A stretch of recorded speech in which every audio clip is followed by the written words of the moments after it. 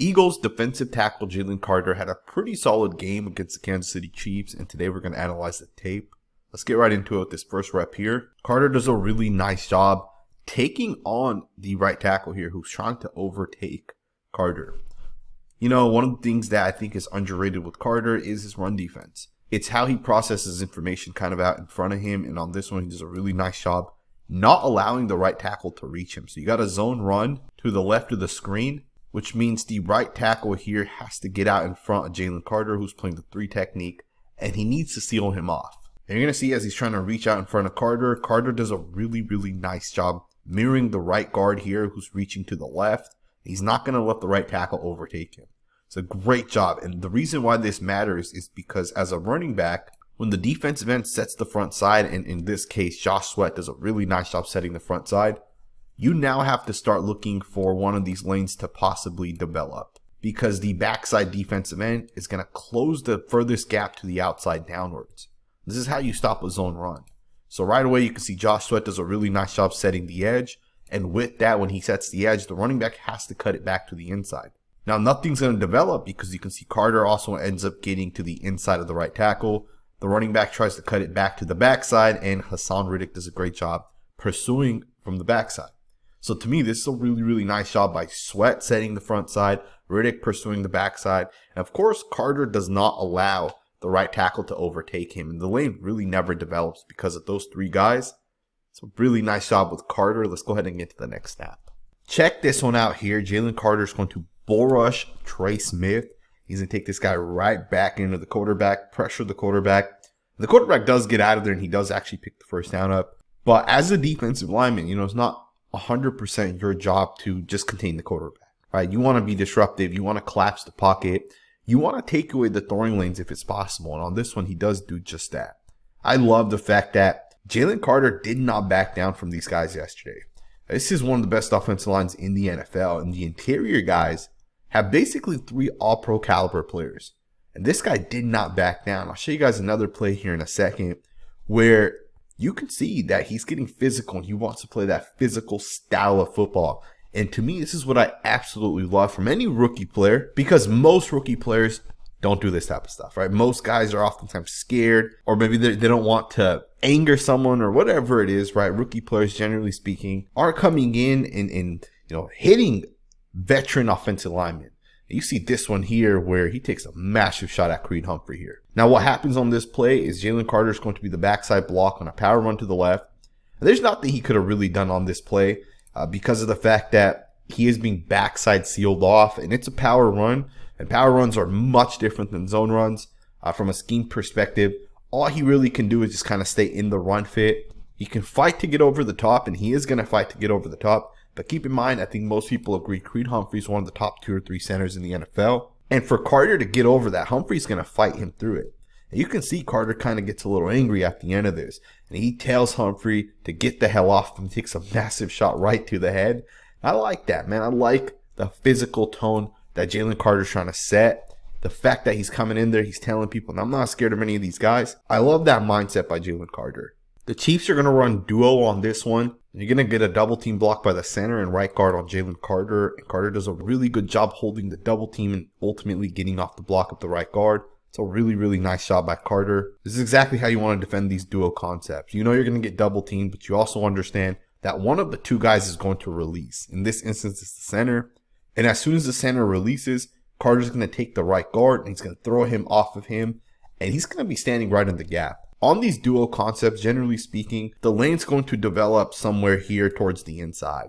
And Carter has one of these lanes pretty much shut down. You can also see the linebackers kind of standing in the other gap there. So on this one, the running back only picks up 2 yards. So that's a really nice job by Carter to be able to take on the double team, getting off the block, and help make the play. Although he may not statistically make the play, he definitely was one of the big factors as to why this play only picked up about 2 yards. Watch the explosive pass rush here by Carter. He's going to beat the left guard with a swim move. Just a beautiful job getting right over the top. Splits the double team between the left guard and center. And this is exactly what you want to watch from Carter going up against a really good left guard. Love the punch here with the left hand, right arm over the top. And just like that, he's won this rep. And what's crazy is Patrick Mahomes hasn't even finished his drop. I mean, the guy barely gets the ball in his hands. hits his second step in his drop, and bam, Jalen Carter's right in front of him.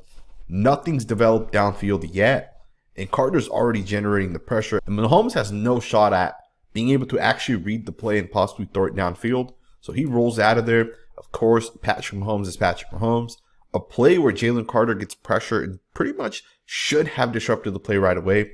Mahomes ends up picking up 14 yards. But you can't blame Jalen Carter for that one. He did his job within this play.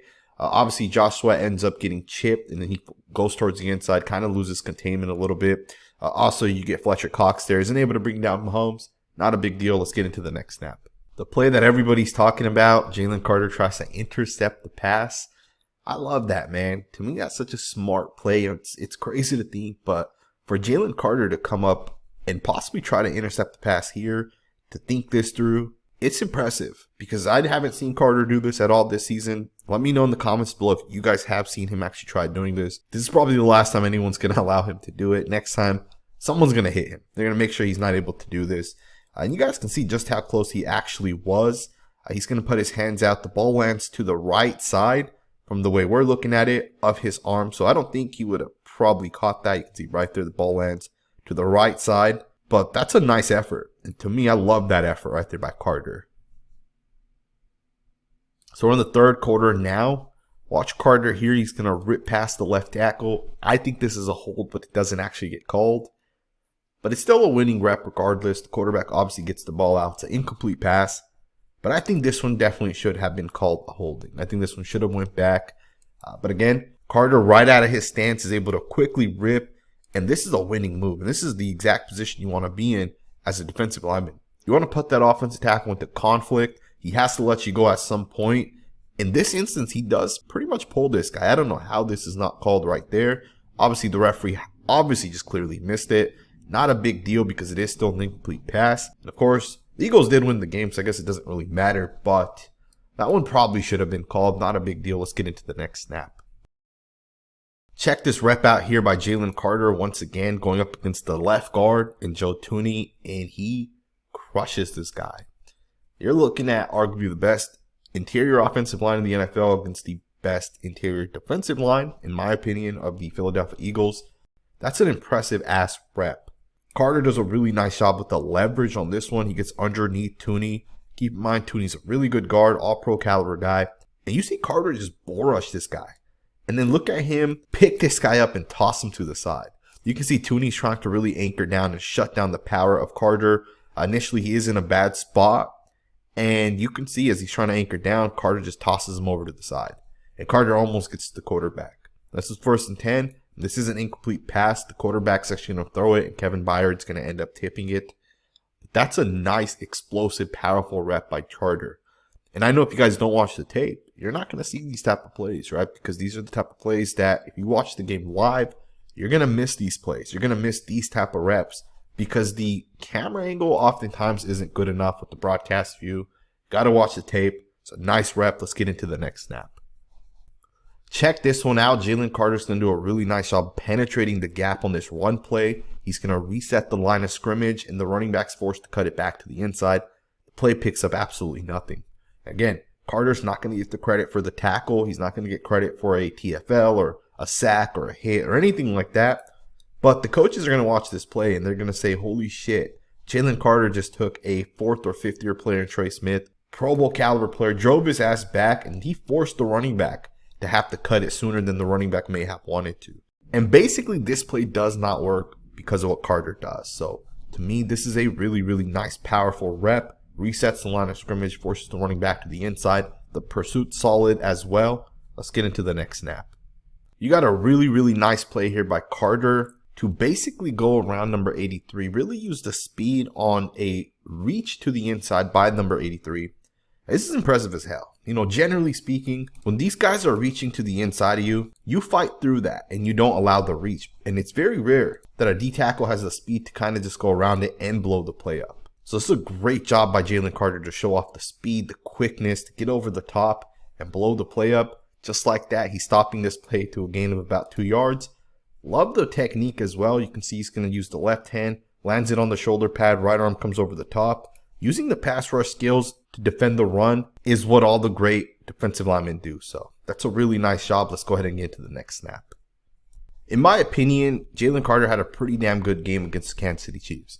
Yeah, he didn't get a sack, but generally speaking, he had a lot of explosive plays against the run. He really played within the scheme, and the Eagles had a lot of success against the Chiefs. They ended up beating the Chiefs because of that defensive effort by those guys up front. And it wasn't just Carter. All the other guys kind of got involved as well, as did the front seven, the defense generally speaking. And I think this win right here just proves that if your defensive line and defense can kind of just continue to get after Patrick Mahomes, you can find success against him. Last season in the Super Bowl, the Chiefs scored a lot of points. If these two teams met in the Super Bowl again, I wouldn't expect that to be the outcome of the game. I hope you guys enjoyed this video. If you did, consider subscribing. We will be covering the Eagles as we go forward. And if you guys enjoyed the video, make sure to hit that thumbs up button, and I will see you guys next time with another video.